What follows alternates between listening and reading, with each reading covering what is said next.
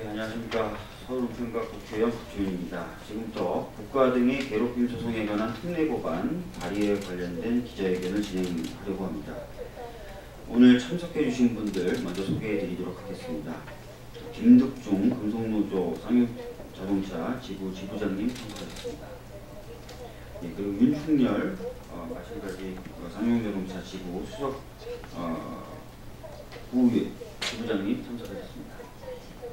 그리고 박내권 인권재단 사람 이사장님, 소장님 참석하셨습니다. 송상교 민변 사무총장님 참석하셨습니다. 안순호 사회유전대 대표님 참석하셨습니다.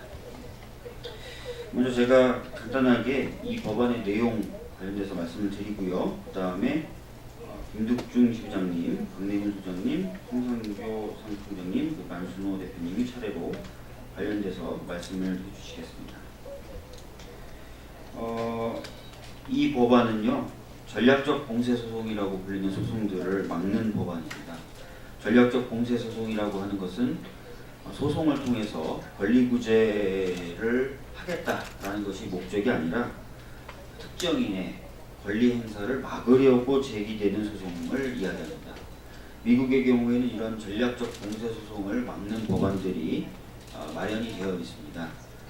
그러나 우리나라에는 이러한 소송을 막는 법안이 지금까지 마련되어 있지 않아서요. 시민들의 정치적 표현행위나 또는 노동자분들의 파업 등을 막으려는 취지의 소송들이 남발되어 왔던 것이 사실입니다. 그래서 이제부터는 그런 소송들이 제기될 경우에는 소송 초기에 이 소송이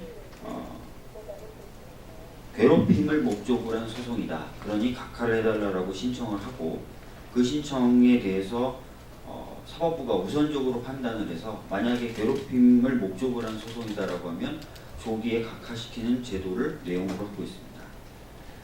이 법이 마련이 된다면 아까 말씀드렸던 것처럼 괴롭히기 위해서 또는 기본권 행사를 막기 위해서 벌어지는 소송은 상당수 조기에 차단될 수 있을 것이라고 보여집니다. 이 소송에 관련돼서 그리고 이러한 것들을 막기 위한 이 법안에 대해서 기자분들이 많은 관심을 가져주셨으면 좋겠습니다.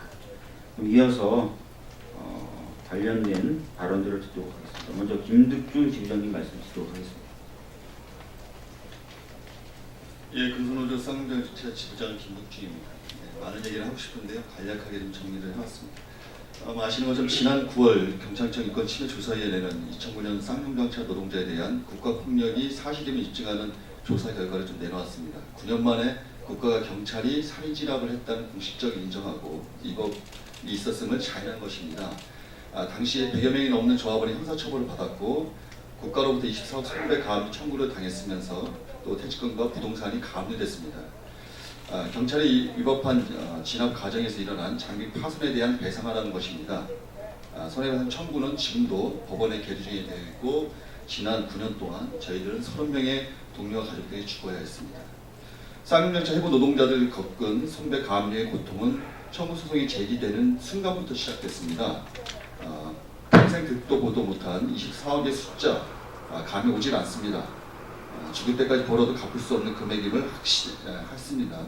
또한 회사도 손대지 않은 해고자들의 퇴직금에 국가는 가차없이 가압류 딱지를 붙였습니다.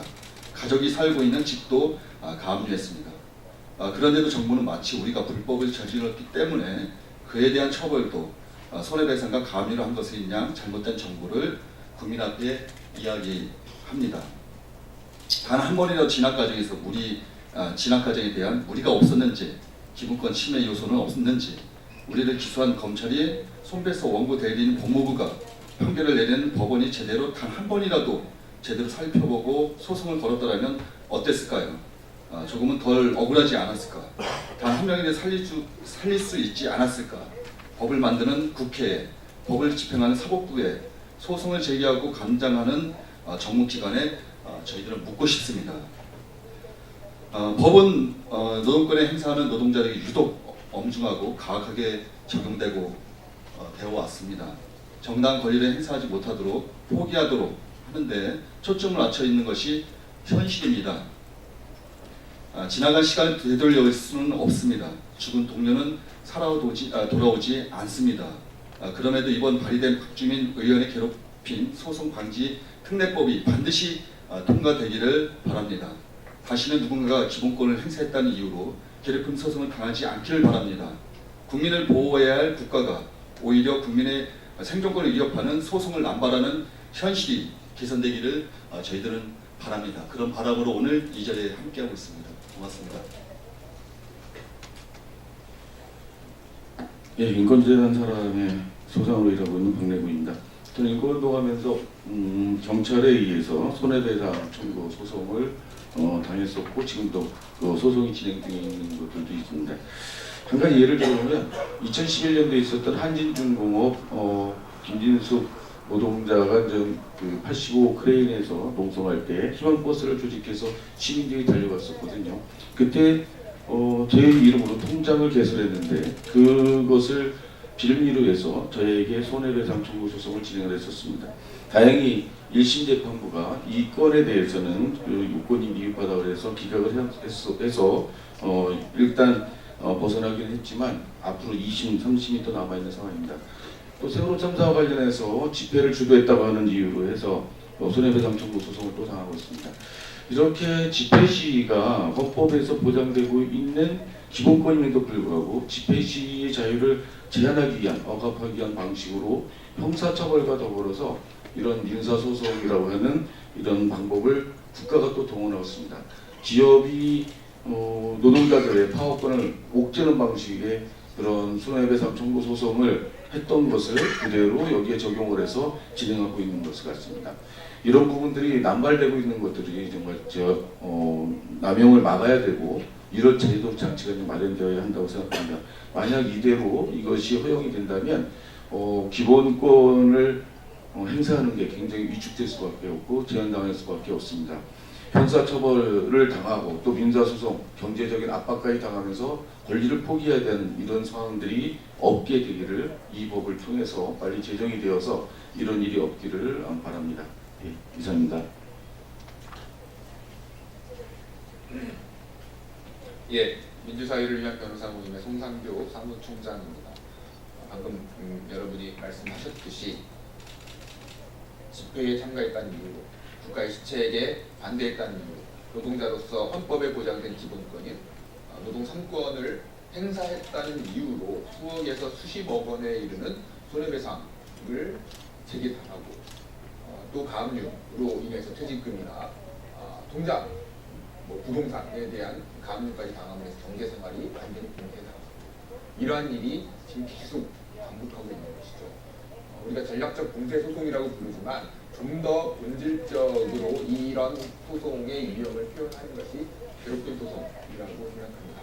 왜냐하면 국민의 입을 막고 그래서 표현의 자유 행사를 억압하고 몸을 억제고 그래서 이러한 국가 시책에 반대하거나 정치적 기본권을 행사한 사람들에 대해서 보복적으로 괴롭힘을 가하기 위한 소송이기 때문입니다. 이것은 우리 헌법적으로 결코 용인될 수 없는 겁니다. 우리 헌법 제10조에서는 국가는 국민의 기본적 인권을 보장해야 한다라고 의무를 국가에게 부여를 하고 있습니다. 국민의 기본권을 보장해야 할 국가가 오히려 반대로 기본권을 행사한 국민에 대해서 손해배상 소송을 행사하는 것은 적반하장이라고 할 수 있고 국가 스스로가 헌법에 정한 자신의 의무를 지키지 않는 것이라고 할 수 있죠. 더욱더 큰 문제는 소송이라고 하는 국민의 신뢰 속에서 최종적인 결정을 내리는 이 절차를 국가의 이익을 위해서 사적으로 악용하는데 지금 이러한 소송들이 남용되고 있다, 동원되고 있다라는 점이라고 할 것입니다. 이 부분에 대해서 사실 그간 경찰개혁위원회나 경찰청 인권침해조사위나 수없이 많은 국가기관에서 또 국회에서도 이미 강정에 대해서도 발의안을 낸 적이 있고 수많은 국가기관에 대해서 이러한 소송은 자제되어야 하고 진행되는 소송은 취하되어야 한다라고 권고한 적이 있습니다. 그리고 경찰도 그 부분에 대해서 적극적으로 임하겠다라고 약속한 적이 있습니다. 그러나 지금까지도 계속 경찰은 자신의 약속을 100% 이행하지 못하고 있는 상황이고 이러한 소송이 계속되고 있습니다. 이만큼 이러한 소송이 국가 입장에서는 효과가 좋다는 것은 그 반대편에서 이러한 괴롭힘 소송을 당하는 국민의 피해가 극심하고 그 고통이 너무나 크다는 점인 것입니다. 현 상황에서 더 이상 일반적으로 법원의 소극적인 태도, 경찰의 무책임한 태도 속에서 이러한 소송이 스스로 취하되길 굉장히 어렵게 되었습니다. 앞으로 더 이상 이러한 소송들이 발생하지 않도록 반드시 입법적으로 이러한 문제를 해결하기 위한 법안이 필요한 상황이었습니다.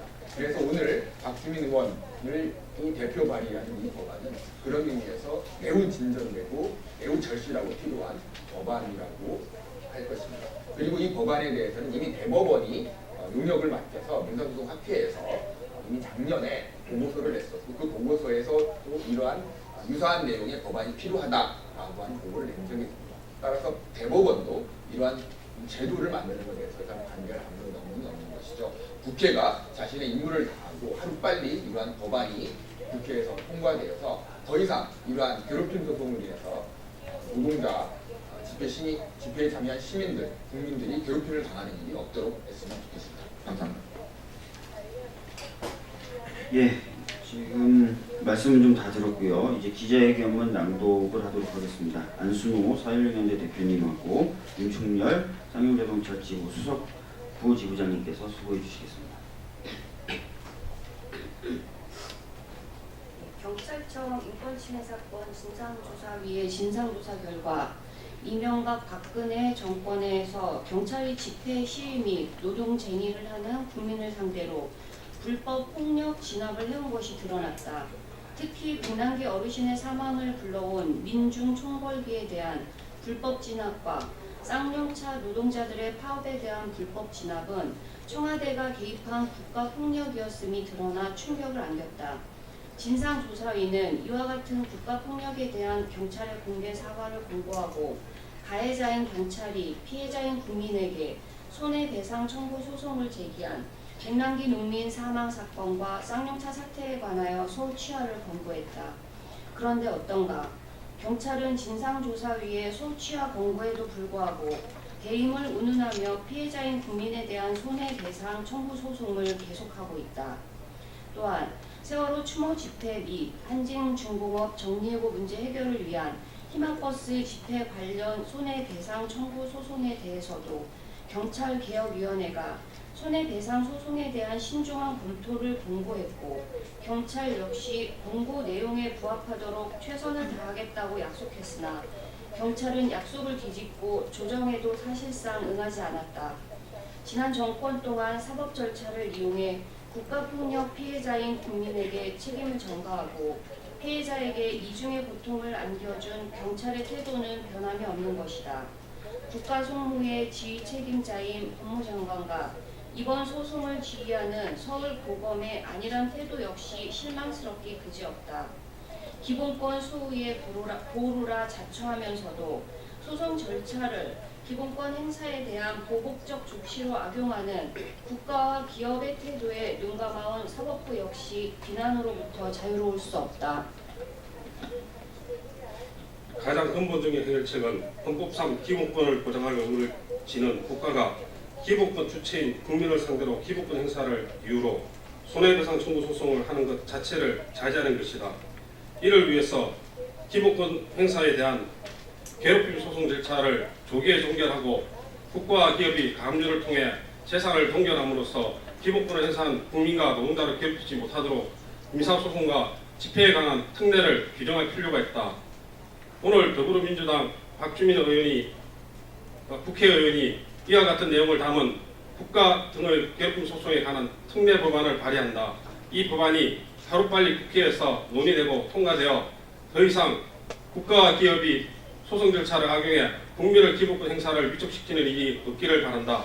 보다 궁극적으로는 기본권 주체인 국민이 언론과 출판, 집회와 결사, 노동쟁의를 통하여 공적인 중요 사안에 대해 보복소송을 두려워하지 않고 안심하고 지속적으로 참여할 수 있는 토양이 만들어지기를 바란다. 국회의 신속하고 진전 법안 논의를 촉구한다. 2018년 10월 4일 더불어민주당 박주민 국회의원. 예, 이것으로 오늘 기자회견 마치도록 하겠습니다. 감사합니다. 고생하셨습니다.